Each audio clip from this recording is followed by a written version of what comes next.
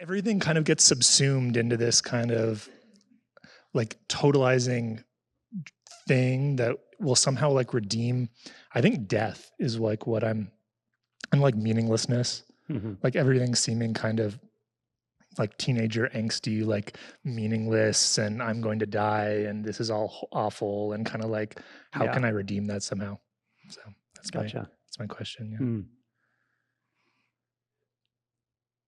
Yeah.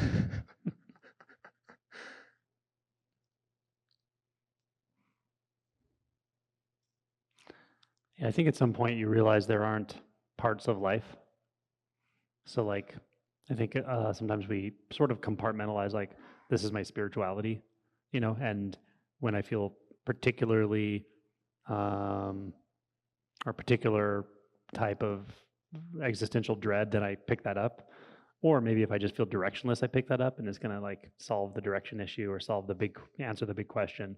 But it, and not that the big question isn't valuable. I think it really is. But the sort of wielding spirituality like a tool, maybe, or like a part of my life I turn on like a switch to try to orient to it. That tendency to do that, or that feeling of it with spirituality being this sort of thing, this I don't know, part of life, it goes away because it can't be just part of life. What we're doing here is not really, well, it's not even spiritual really, but it's certainly not like some spiritual tool or paradigm that we pick up and use to kind of orient ourselves when we feel disoriented. Actually, what I want you to do is go into the disorientation, as you know, like that's why the way I point is like, well, what happens when you just drop the tool completely? What happens when you just drop the whole project of spirituality completely? Or any other project, really? What are you left with?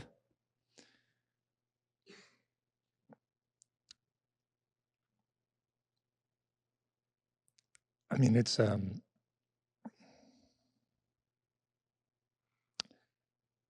like I'm just left with this present experience. And then there's like right on the heels of that, there's a kind of like, fuck no, like I can't accept that or something. Like, why do you think you're answering this not just for yourself, but for many, many people? Why can't we just accept presence? True presence, not presence as a tool you're wielding to be spiritual, but presence. Just this. Why do we say no to that? What do you think? Well, I feel for me, it's like there's just a thought that like it's not good enough, and I need to figure something out or something, or yeah, you don't have anything to do. Yeah, the problem solver is like suddenly like doesn't know what to do, doesn't have anything to do. Right. Yeah. There would be nothing to do. Yeah, I don't have anything to do. There's something about that it's really quite scary. Yeah, that's right. Yeah, it's like, sure. Yeah, there's always emotional textures behind this stuff. Yeah. So let's let that fear be here.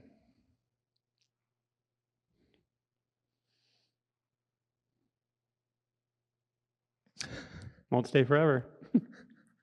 How's it feel now? Is it gone? Is it funny? Is it No, it's definitely still there. It's still like there? Definitely still there. It's like I'm super resistant to it. But where can you find resistance?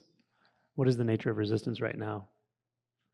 Like if I said, where's the plant, you would point to that. Or I said, where's the coffee cup, you'd point to that. Where's resistance? Where do you point for that?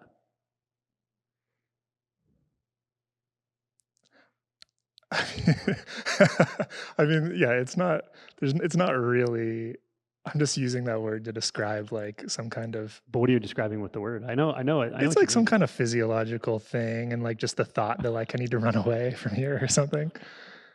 It's a thought. Yeah. A thought that says I need to run away from here. Yeah, and there's like a feeling in my stomach, and yeah. And what if I say there's nowhere to run to? Like I take away your exit route. So that thought doesn't mean anything anymore. There's nowhere to run to. And there's would you say there's something in your stomach?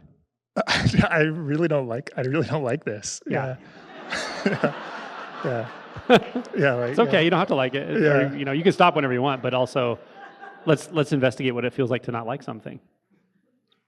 To know this experience is here, and something says I don't want it to be here, but here it is. Yeah.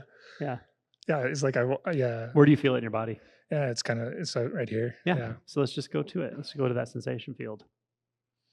Just the sensations. Listen, thoughts could be saying anything. It doesn't matter. They could be saying, this is the worst experience of my life. This is intolerable. I can't handle it. Who cares? Those are thoughts. Let's go to the sensation. Is the sensation something that needs to be handled or can be handled, or is it just there? Yeah, no, it's just there. Mm-hmm. It's just there. The body may have a strong response to it, and that's okay too. It's okay. The body may twitch. The body may cry. Like that can happen. But the sensation, just there. Yeah. Yep. Yeah. And what does your mind say about the sensation itself right now? Right now it's saying, okay, it's going to be there. It's okay. Mm-hmm. Yeah. It is. Yeah. It is okay. So the mind is like there's the ox herding pictures where once you start to tame the ox, you're kind of leading it along with the leash. Mm-hmm. But before that, it's like I think the fourth picture, he's like struggling with it, and it's going crazy. And the fifth picture, he's like it's tamed, kind of. He's walking holding the nose ring tight. Holding the nose ring tight just means don't let your mind tell you where you need to go. Mm-hmm. Mm-hmm. Go to your body. Go to your sensations. Mm-hmm. And when you go to your sensations, the mind all of a sudden aligns with it. Mm-hmm. You might sweat, you might feel twitchy, you might whatever, but that sensation is primary. Just feel it. Mm-hmm. Don't make any story about it. Don't entertain a story about it. Notice the thoughts that come about it, but they're not about it at all. They're not about anything. Those aren't thoughts about the sensation. Those are thoughts to try to get you back into the grip of the ego, get you back into the thought train. Yeah. Yeah.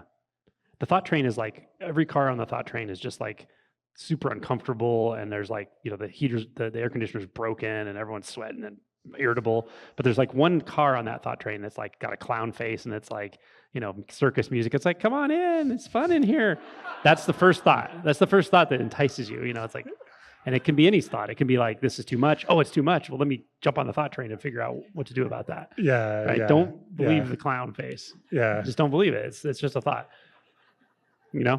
Yeah. And it's just, again, back to the sensation. Just the sensation. Yeah. It's really simple for you with this. Yeah. Yeah. And this sort of transition point comes with everybody in this process. At some point, you just start to realize, like, it's just the whole thought game is just it's a losing game in the sense that if you get entangled, you're just entangled. And you try to struggle, the struggle goes on, and it feels worse.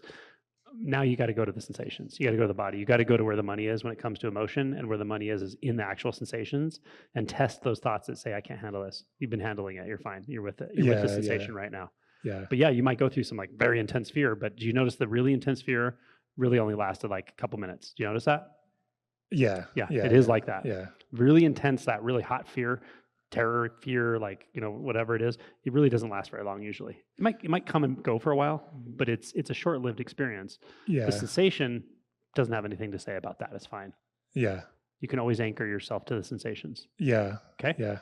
Yeah. I think what I'm doing now is I'm already thinking like, oh, how am I going to turn this into like a practice or, how are you going to turn this into a problem? Well, yeah. Right? You got to have a spiritual problem. Yeah. Right. Because if you have a problem, then you can look for practices to fix it. It's like, the next thing to do. Yeah. Or like another project. And that's fine. So the mind does that too. That's just another clown car. Mm-hmm. Trying to, it's like that clown car didn't work, so it gives you another one. It's like, how about this one? This is really fun. There's puppies in here. Come help us find the lost puppies. Yeah. Yeah. And you're like, lost puppies? Yeah. Yeah. Don't trust it. Yeah. Nice. Cool.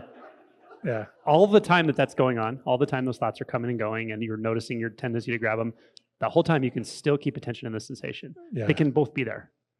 The sensation is the grounding aspect of this. Cool. Cool? Nice. Yeah. Yeah. Thank you. You're Appreciate welcome. you. That was fun. Yeah. Take care.